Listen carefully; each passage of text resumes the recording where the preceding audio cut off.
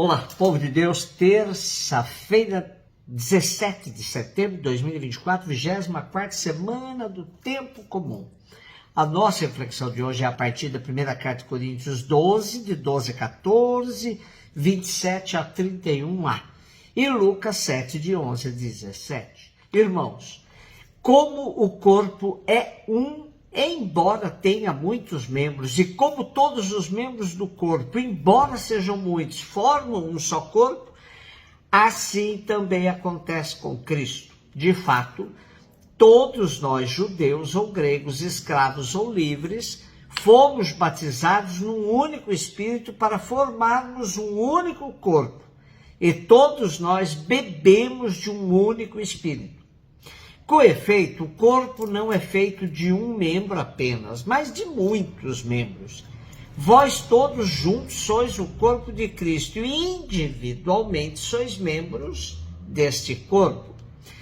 E na igreja, Deus colocou em primeiro lugar apóstolos, segundo profeta, terceiros que têm a missão de ensinar. Depois, outras pessoas com dons diversos, a saber, dom de milagres, dom de curas, dom para as obras de misericórdia, dom de governo e direção, dom de línguas. Acaso todos são apóstolos? Todos são profetas? Todos ensinam? Todos realizam milagres? Todos têm o dom das curas? Todos falam em línguas? Todos as interpretam? Aspirai aos dons mais elevados.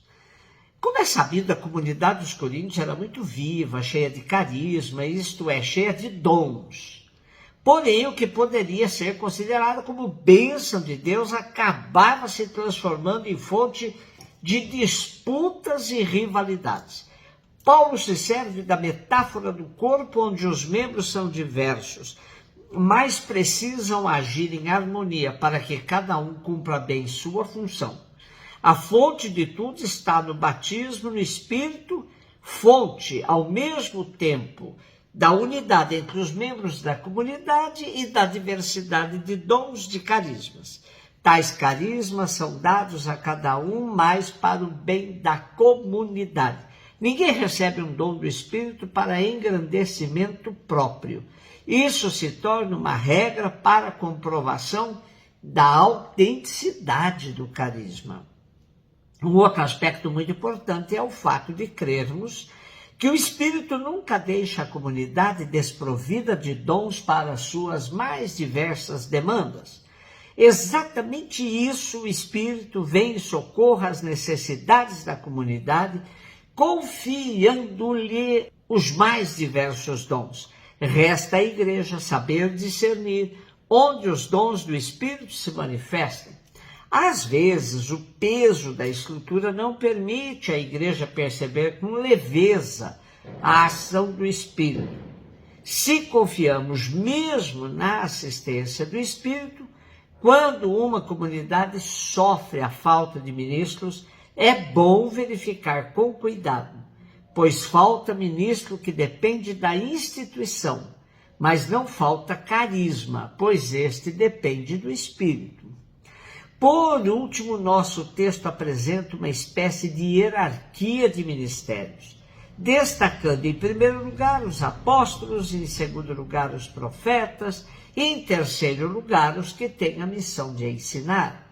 Como constatamos, Paulo privilegia os ministérios que têm relação direta com a palavra. Lucas 7, de 11 a 17, Jesus dirigiu-se a uma cidade chamada Naim.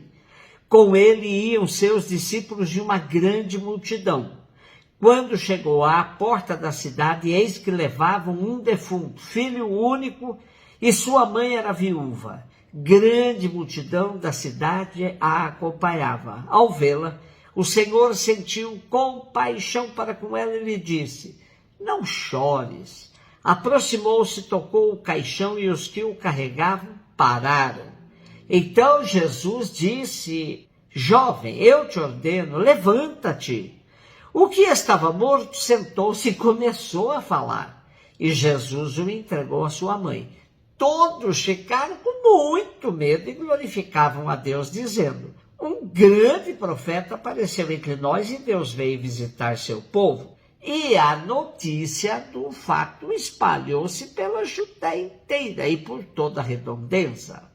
Luiz Alonso Scheckel nos ajuda a situar o episódio e suas referências. Diz ele: Naim é uma aldeia na estrada de Cafarnaum a Samaria.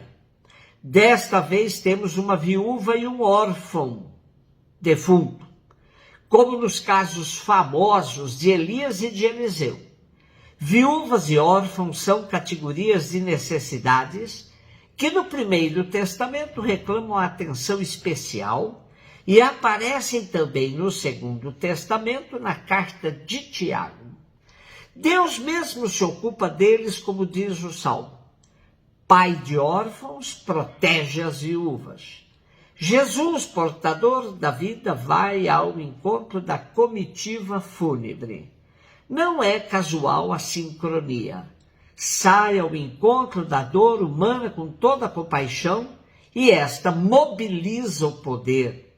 É o poder máximo da vida sobre a morte.